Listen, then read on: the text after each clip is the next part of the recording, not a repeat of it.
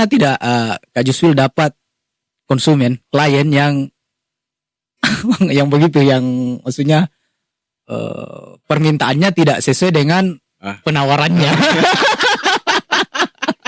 Pernah tidak? Kalau itu boleh dikata sering ya. Sama Jaki Kanda. Saya juga dapat seperti itu. Iya, biasa sering. Istilahnya dia minta bagus tapi murah. Iya. Tapi kadang saya berpikir, ini orang minta bagus tapi murah. Waduh. Baru tadi kita sudah garis bawahi bahwa ya foto siapapun objeknya itu akan tetap mengikut nama tak di belakang. Ini yang foto ini adalah Makarra misalnya, itu Makarra fotografi yang foto ini. Itu yang jadi permasalahan sebenarnya. Iya, itu dia. Karena istilahnya kalau seumpama kita pemotretan kita tidak maksimal, otomatis nama juga kita akan betul ikut, ya. Ada reputasi di situ. Reputasi di situ.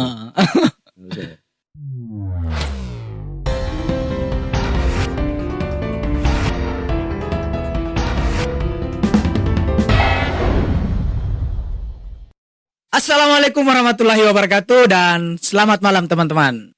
Kembali lagi di acara kita bersama Tatap Bicara. Oke, jadi malam ini kita kedatangan narasumber yang ya menurut kami beliau adalah salah satu orang yang keren di kampung tak di Nrekang. Untuk malam ini kita akan membahas soal fotografi dan bagaimana perkembangannya di Nrekang khususnya. Langsung saja kita sambut Om Juswil. Nah, jadi saya panggil Om atau Kakanda saja. Om, Kakanda ya. Jadi Kakanda ini selain kita sering ngopi bareng, kita juga sering ketemu pada saat berburu. Jadi kita sama-sama suka berburu apa ya Om, cakar. Oke, tapi untuk malam ini kita akan tidak membahas itu. Nanti di lain waktu kita akan membahas itu.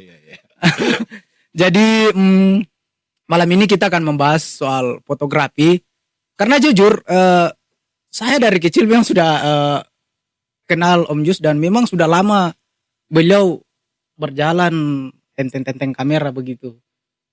Ternyata pada saat saya dewasa, saya diberikan kesempatan untuk bertemu lagi dengan beliau untuk membahas soal fotografi. Oke, jadi pertanyaan kita yang pertama, sejak kapan Kak Juswil mulai menggeluti dunia fotografi?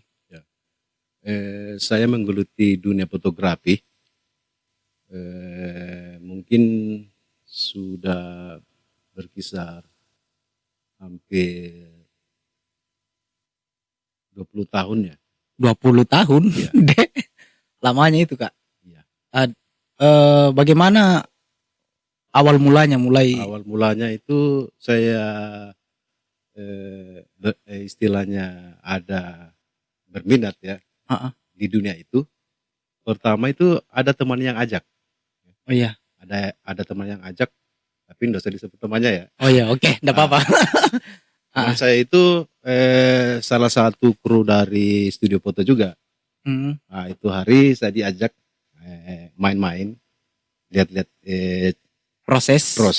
Akhirnya saya tertarik juga. Ya oke lah, saya terjun. Itu hari baru disuruh tenteng-tenteng tas pertamanya. Oh, pegang-pegang tas.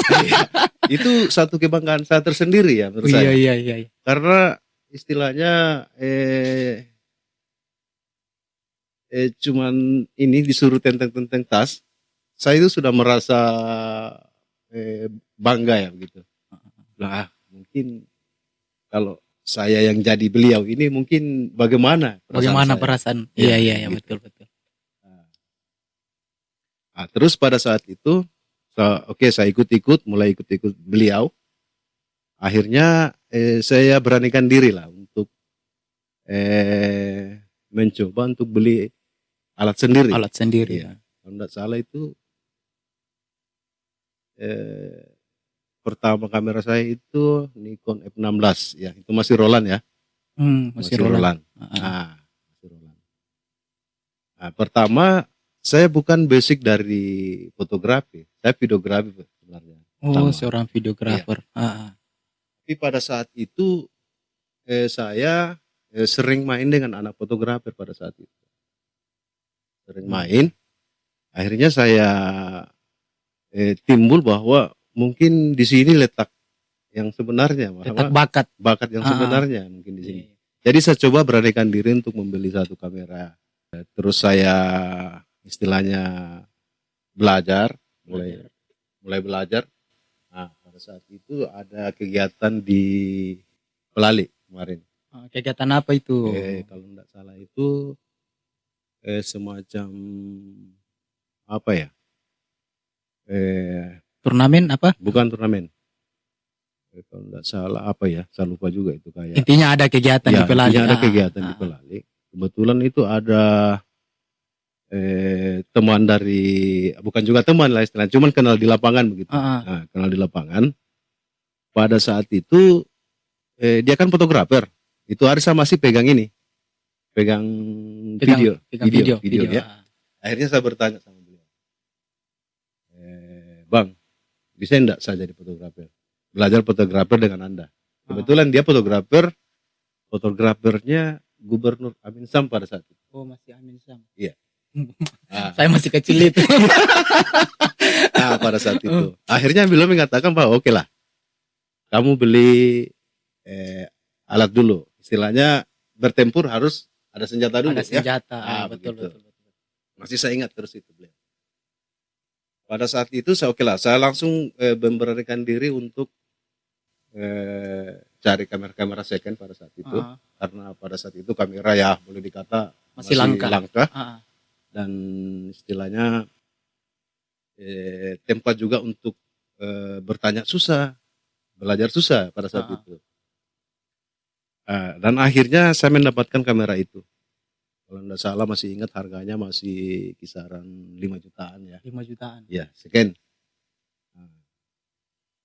Dan itu kamera itu kan masih zaman itu masih Roland. Zaman itu pada saat itu. Berarti butuh betul-betul teknik ya untuk bisa menggunakan alat ini. Betul. Beda dengan sekarang kan. Biar anak kecil sudah bisa. Banyak otomatisnya. Nah, pada saat itu saya langsung ke rumah beliau. Disitulah saya mulai. Dari awal saya di situ.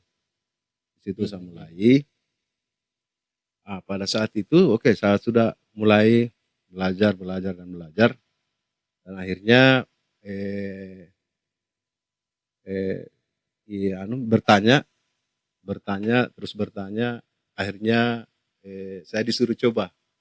Disuruh mencoba untuk memperlihatkan hasil dari karya saya tersebut.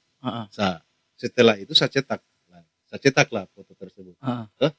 Saya store ke beliau. Dan dia bilang, ya udah, kamu pulang dan beranikan diri untuk ambil job. Nah, pada saat itu.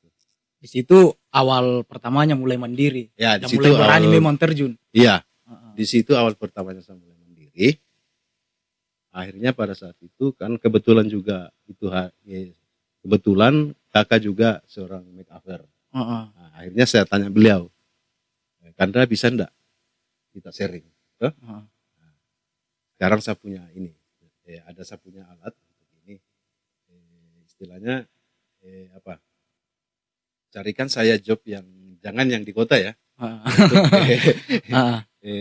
Untuk pelosok dulu ya, karena istilahnya kalau suasana kota dengan pelosok kan beda ya. Otomatis betul. Kalau istilahnya penilaian orang di desa kan beda lagi dengan di kota kan. Akhirnya saya dikasih lah job pertama itu. Seingat saya itu job kalau tidak salah itu di daerah Masale kemarin. Masale. Iya. Jauh. Ya, jauh lah. Dan itu hari belum jalannya masih pokoknya asli masuk ke pelosok. Pada saat itu. Nah, akhirnya pada job pertama yang saya istilahnya saya foto pada saat itu, alhamdulillah membuahkan hasil yang tidak mengecewakan. Banyak diapresiasi. Ya, istilahnya klien saya pada saat itu merasa bahwa puas ya, puas. Akhirnya mungkin ada sekitar berapa tahun itu saya istilahnya memakai kamera yang betul-betul manual ya. Betul-betul analog kah? Analog ya. Analog. Manual ya. Akhirnya saya berpikir bahwa mungkin istilahnya saya berpikir bahwa saya ingin menambah ilmu lagi. Nah, maka saya update alat lagi. Update alat, langsung saya coba untuk ini.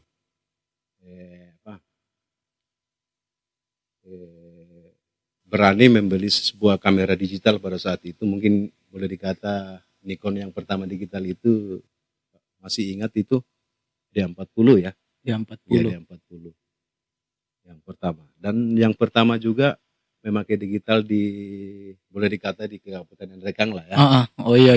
Saya lah. Ya termasuk yang merintisnya pertama. Yang merintis. Iya, betul, pertama betul. Itu. Nah, di situ saya sudah mulai bahwa dunia digital istilahnya lebih gampang dibanding dunia yang manual. Nah, ini kita membicarakan soal foto-foto kan adalah karya juga. Iya. Apa perbedaan antara foto manual dengan yang digital begitu? Perbedaannya menurut saya bahwa manual dengan digital itu istilahnya sangat jauh perbedaan ya menurut saya. Karena di foto yang analog manual itu membutuhkan betul-betul skill ya menurut saya ya.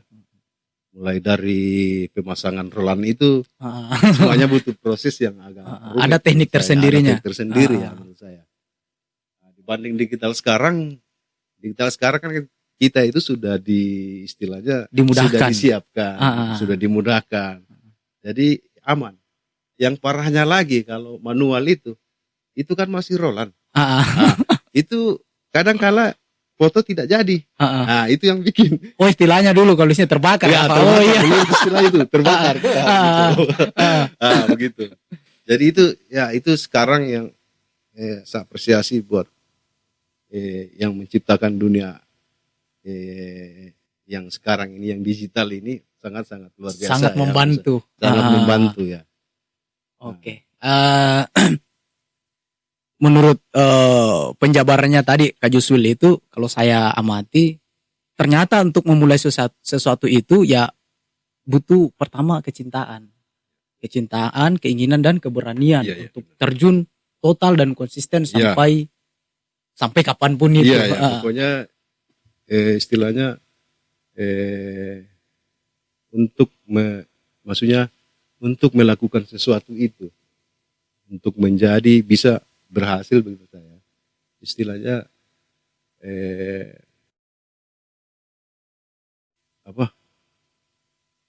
untuk melakukan satu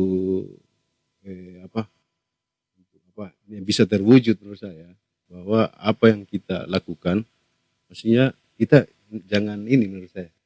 Maksudnya lakukan saja, kerjakan, tapi dengan dasar mengerjakan sesuatu itu ya harus betul-betul istilahnya serius dalam bidang itu ya. Nah, paham. Ya, di samping juga kita harus istilahnya saya juga nggak mengerti istilah apa sekarang ya, yang jelas bahwa menggeluti dunia fotografer itu sangatlah bisnis dunia fotografer itu sangat menggiurkan menurut saya, karena tapi harus dibarengi juga dengan seni. Ya. Jadi istilahnya kalau tanpa seni, kurasa ibarat sayur tanpa garam menurut saya. Karena memang secara keilmuan memang fotografi bagian dari seni. Iya. Jadi memang sangat dibutuhkan seni dalam karya foto itu. Iya. Terkait soal karya tadi, kita tanda kutip foto, menurut Kak Juswil ini foto yang baik dan bagus itu seperti apa kira-kira? Ya. Menurut Tak? Kalau menurut saya foto yang baik itu adalah komposisi ya. Komposisi. Mulai dari cahaya, angel, ya menurut saya. Karena foto yang bagus itu adalah foto yang istilahnya ibaratnya itu dari hati menurut saya. Nice dari hati. Iya. Istilahnya kalau kita fotografer itu bahwa satu jepretan sangat berarti bagi mereka itu, bagi fotografer ya. Menurut saya bahwa satu kutipan sangat berarti. Jadi bukan cuma di wilayah-wilayah kesenian yang lain yang dibutuhkan sebuah hati, peran hati di situ, peran cinta di dalamnya, termasuk juga foto. Banyak hal yang diperhitungkan di situ. Nah, terkait soal komposisi cahaya itu sebenarnya sama juga di dunia-dunia seni yang lain, di musik juga begitu. Karena kebetulan Om Jus ini juga ya dulunya juga pemain musik. Saya pernah lihat Om Jusil ini di panggung, masih gondrong itu hari kan Dato. Masih sangar, masih metal sekali tuh. Ketika tiba-tiba langsung jadi fotografer dan ternyata kualitas dan bakat Kakanda ini ternyata ada di situ. Karena saya jujur saya sering apa istilahnya stalking ya. Stalking karya-karyanya Kak Jusil ini, memang dia punya karakteristik sendiri. Makara fotografi. Nah, saya mau tahu dulu ini Kanda tuh, kira-kira siapa fotografer andalan tak? Kalau menurut saya bahwa fotografer andalan saya itu beliau adalah Darwis Triadi ya. Oh sama Darwis Triadi. Karena sifat fotografi yang dia ciptakan itu rata ke natural. Iya betul. Dengan konsep-konsep hitam putihnya yang luar biasa menurut saya. Beliau itu juga salah satu motivasi, ya. Betul. Ya, salah satu itu motivasi buat saya. Biarlah saya tidak bisa seperti beliau, tapi hasilnya mungkin mendekati. Ya. Jadi Kak Jusil ini ngefans juga sama Darwis Triadi. Dan rata-rata memang fotografer yang saya kenal itu kebanyakan kiblatnya ke sana. Om Darwis. Ini kita bicara yang lebih khusus lagi ini Kanda toh. Kan sekarang banyak itu yang jadi freelance, jadi seorang fotografer. Kira-kira bagaimana menurut tak apresiasi foto? Khususnya ini job-job foto Kanda tuh.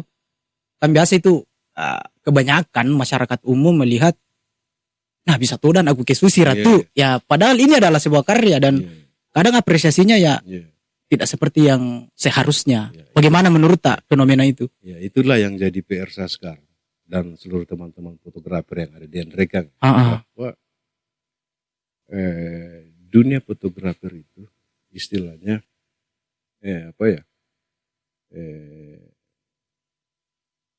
kita di dunia fotografer itu adalah suatu bahwa suatu karya yang diciptakan oleh pribadi masing-masing menurut saya. Betul. Dan hasil karya kita boleh dikata bukan bilang mau bersaing, tapi kurasa orang-orang luar juga dengan karya kita tidak jauh beda menurut saya. Betul. Dan juga alat-alat yang kita pakai saat sekarang ini kurasa bukan istilahnya modal-modal sedikit ya. Belum lagi lensa, belum lagi apa? Ya. Memang mahal wilayah. Jadi hargailah karya-karya fotografer karena kalau saya pelajari orang-orang yang ada di sekitar kita, contoh masyarakat kita sekarang ini, mungkin dia beranggapan bahwa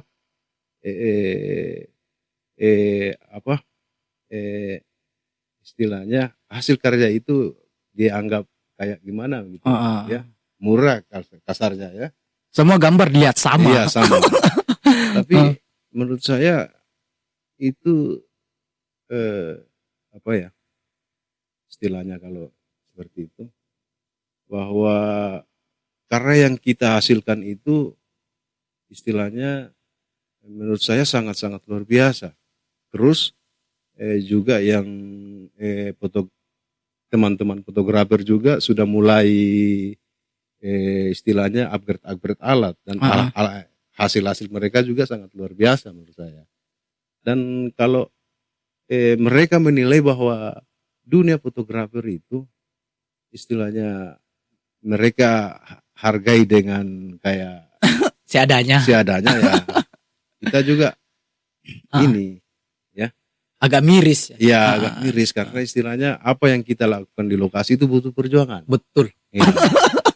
Butuh perjuangan. Pertama kita berangkat itu sudah terkonsep bahwa prinsip saya bahwa saya ingin foto kamu bagus. Betul. Nah itu saya ingin foto kamu bagus. Tapi ingat, hargailah kita punya karya. Betul. Ya. Ada hubungan. Harus balance. Setarakan antara karya dan apresiasi. Betul. Jadi kalau saya menangkap pembahasan tadi, kita ingin menyampaikan kepada masyarakat secara umum bahwa fotografi itu tidak sesimpel yang orang-orang bayangkan. Karena yang biasa masyarakat umum lihat adalah langsung gambar. Kadang mereka lupa untuk merenungkan atau mengeksplor prakarya itu. Misalnya bagaimana ide itu terbentuk, bagaimana konsepnya, bagaimana peralatannya di-upgrade yang sebenarnya membutuhkan biaya yang tidak sedikit. Benar sekali. Jadi untuk teman-teman atau siapapun yang melihat video kita ini, ya marilah kita sama-sama mengapresiasi bagaimana karya itu ya minimal di kampung tamu dulu toh. Iya, di kampung saja dulu. Karena keluar dulu. Memang banyak sekarang anak muda yang mulai menggeluti profesi ini. Dan saya sangat apresiasi buat anak-anak sekarang karena sudah mulai mengarah ke sana. Iya. Sudah mulai mengarah ke sana dan alhamdulillah saya lihat di ini hasil-hasilnya sudah lumayan mulai.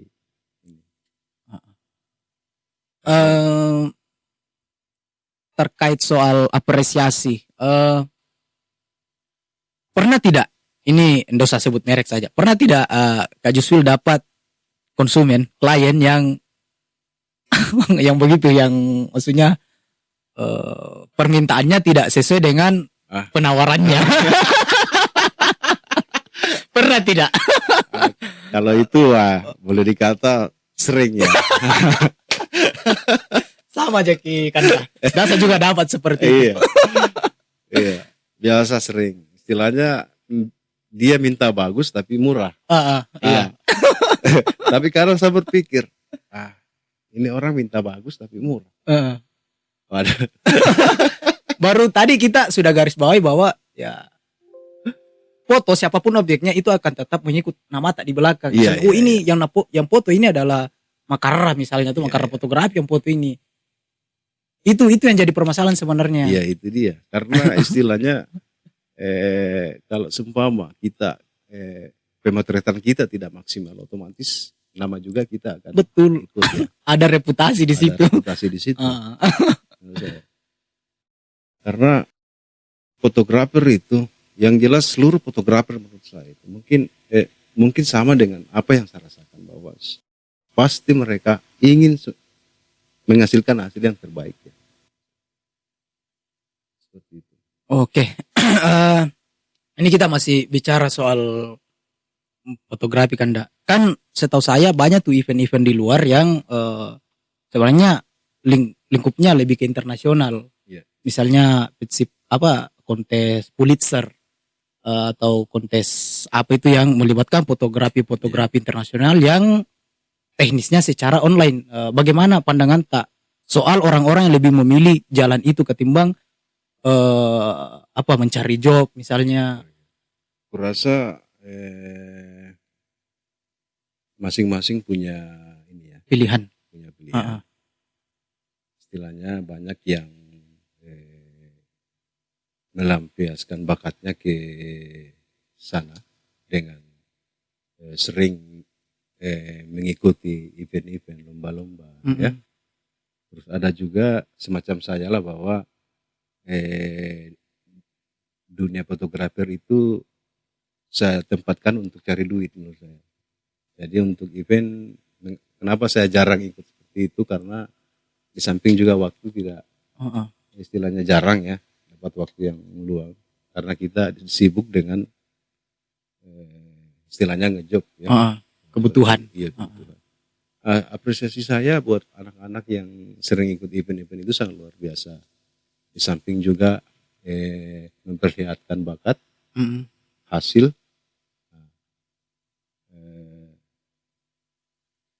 apalagi kalau sudah mendapatkan juara, otomatis nama kampung juga kita. Itu yang utama nama kampung. Ya, seperti itu. Tapi di sini perlu kayaknya penekanan atau perhatian khusus bahwa harus disimbangkan itu antara mengikuti event-event tertentu dan memang harus dicari job untuk kebutuhan pribadi kita yang sifatnya lebih ke finansial dan benar. Ekonomi. Ya, harus dibarengi. Harus dibarengi. Kan tadi. Iya. Perkembangannya sekarang menurut bagaimana? Iya, perkembangan dunia fotografer sekarang itu sangat luar biasa dan berkembang pesat ya. Sangat luar biasa. Dunia digital ini sangat membantu untuk pemula-pemula ya, karena sekarang dunia fotografer sangat dimudahkan ya. Dan juga kamera-kamera sekarang sudah menyiapkan banyak fitur-fitur canggih. Fitur-fitur canggihnya. Jadi untuk saran saya untuk anak-anak yang mencintai dunia fotografer itu enggak usah ini. Sekarang sudah disiapkan banyak lah merek-merek yang top. Yang top dan sudah dilengkapi dengan fitur-fitur. Tapi mahal. Canggih. Tapi siapkan juga. Masalahnya dia foto ini kan dawai kopinya mahal. Iya. Itu sih menurut saya bahwa kamera itu tidak istilahnya mahal murahnya kamera itu tergantung dari kita ya. Tergantung dari kita. Tergantung dari kita yang memakainya ya. Karena walaupun mahal, kameranya mahal, tapi idenya ini yang kurang menurut saya. Jadi sama halnya kamu memakai kamera biasa ya. Jadi kamera itu jangan dipandang bahwa ini mahal, ini. Saya rasa kamera itu sama. Cuma yang membedakan itu adalah fiturnya aja. Iya. Ya. Dan ada konsep ide dalam pengambilan gambar. Iya. Ada konsep ide di dalamnya. Karena satu sisi kamu sudah mempunyai contoh lah, enggak usah sebut merek ya, kamera-kamera digital yang canggih sekarang, tapi satu sisi kamu tidak bisa istilahnya memberikan suatu karya yang menarik, ya, yang menarik. Nah, terus yang kedua, walaupun kita memakai kamera-kamera yang istilahnya harganya boleh dikata enggak kamera ke bawah, tapi cara kita memakainya itu ini bisa menjadikannya sebuah menghasilkan gambar yang luar biasa ya menurut saya. Oke teman-teman, seperti yang disampaikan tadi Kak Juswil, bahwa untuk masuk di dunia fotografi itu jangan terlalu menuhankan alat bahasanya. Maksudnya di sini tetap ada konsep ide dan kreativitas, terserah kameranya seperti apa. Karena kebanyakan teman-teman biasa kan begini, banyak juga temanku fotografer. Mereka biasa agak down ketika melihat alat-alat yang luar biasa itu, kan tuh. Tapi ternyata kita selalu ditunjang memiliki alat yang luar biasa. Tapi ingat, yang utama itu adalah ide dan kreativitas. Begitu kesimpulannya. Ini lagi Om, apa? Kan kita sekarang di Nrekang sudah banyak penggiat fotografi. Apa kira-kira sarannya bagaimana supaya semua orang-orang foto itu bisa terkumpul dalam satu wadah dan solid begitu? Ya. Bagaimana kira-kira itu? Ini juga salah satu PR ya buat seluruh fotografer yang ada di bumi Mas Rempulu ini ya. Karena banyak di antara teman-teman itu istilahnya mencari pembeli rokok istilahnya. Ya. Istilahnya dia tidak menghargai karyanya sendiri yang saya. Karena satu sisi bahwa untuk bisa berkembang dalam bisnis fotografer ini, bahwa yang pertama itu adalah bagaimana karya kita bisa, yang tadi saya katakan bahwa dihargai oleh orang. Nah, istilahnya kalau otomatis karya bagus, otomatis dia akan mahal. Ya, jadi seperti itu. Dan juga sedikit saya sampaikan buat seluruh rekan-rekan yang seprofesi, bahwa istilahnya kondisikan karya dengan harga ya. Istilahnya jangan sampai harga yang ada di Kabupaten Nrekang ini semakin hari semakin anjlok. Nah, terus bagaimana cara kita mau upgrade kamera kalau betul. harga juga kurang bagus ya. Nah, seperti itu karena alat yang kita bawa ini kalau kita lokasi tidak main-main. Nah, jadi kalau harga tidak sesuai apa yang seharusnya otomatis ya kita akan perkembangan kurasa tidak akan cepat. Perkembangan lambat ya. Intinya kalau saya pribadi melihat fenomena ini, harusnya ini semua fotografer itu mereka terkomando dalam satu lingkaran istilahnya untuk menentukan apakah itu apresiasi yang tepat. Iya. Kayaknya seperti itu solusinya, Kanda. Solusinya begitu ya. Supaya tidak ada seperti yang kita bilang tadi, mencari pembeli rokok, dia harus juga tahu bahwa ketika dia memasang apresiasi segini di wilayah tertentu itu akan mempengaruhi. Ya, benar sekali. Karena komunikasi sekarang kan sifatnya cepat ya. Ada teknologi yang mengantar itu dengan cepat. Jadi ini saran untuk teman-teman, sebaiknya ada kesepakatan seperti itu kayaknya kan tadi. Iya, seperti itu. Ada kesepakatan. Kayaknya kita sudah agak jauh membahas soal fotografi. Yang terakhir, apa harapan tak mengenai dunia fotografi khususnya di wilayah Mas Rempulu ke depan? Ya, harapan saya mudah-mudahan rekan-rekan fotografer, terus anak-anak juga yang hobi fotografer, istilahnya jangan kendor ya menurut saya. Jangan kendor, semangat terus untuk berkarya ya. Asik. Ya, seperti itu. Karena dunia fotografer itu kalau betul-betul kita geluti itu kurasa menjanjikan juga. Menjanjikan. Nah, seperti itu. Jadi pesan untuk teman-teman yang minimal sudah punya kamera dan punya keinginan, pokoknya semangat terus. Itu jika tadi. Semangat terus dan jangan beda kendor. Karena dunia fotografi itu sangat menjanjikan. Nah, kalau saya pribadi, ya cocok. Saya sepakat dengan apa yang dikatakan Kak Juswil. Karena fotografi itu tidak bisa lepas dari teknologi. Ya. Dan teknologi itu sifatnya ke depan. Dia mengarah ke depan, dia tidak pernah ke belakang. Bagaimana kan dapat? Begitu. Jadi untuk teman-teman yang sudah punya minat ke situ, hajar terus. Iya, hajar terus. Intinya mau belajar dan mau bersungguh-sungguh. Satu lagi harus butuh ya itu tadi semangat. Karena memang butuh proses yang cukup panjang lah. Asik ya. Tidak semudah membalikkan telapak tangan. Harus butuh proses dulu. Betul. Iya, harus ya, harus didengar ini karena Om Joswil ini sudah main foto 20 tahun loh.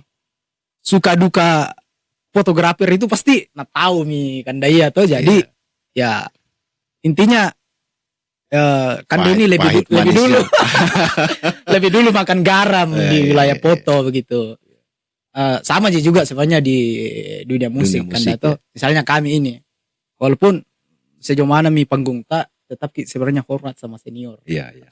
Begitu kalau di musik tetap hormat. Karena mereka yang ngajari tindisan pertama tuh. Begitu. Nggak dirasa ini Kanda sudah lama Miki cerita-cerita. Sudah tidak terasa kita sudah mulai di penghujung acara. Ini saya mau ajak Ki untuk mengajak teman-teman yang melihat ini dan diajak untuk biasanya kalau di YouTube itu kan apa? Subs, like, share, and comment. Tatap Wicara channel ini. Coba dulu Kanda ajak dulu teman-teman. Oke teman-teman, jangan lupa like, share, subscribe, and comment channel ini. Asik. Jadi terima kasih atas kedatangannya Kanda di studio kami. Untuk teman-teman yang di belakang layar, terima kasih sudah stay. Terima kasih untuk kameranya ini Makara Fotografi telah mensupport kita. Jadi teman-teman boleh rekomendasikan narasumber selanjutnya di bawah kolom komentar ini.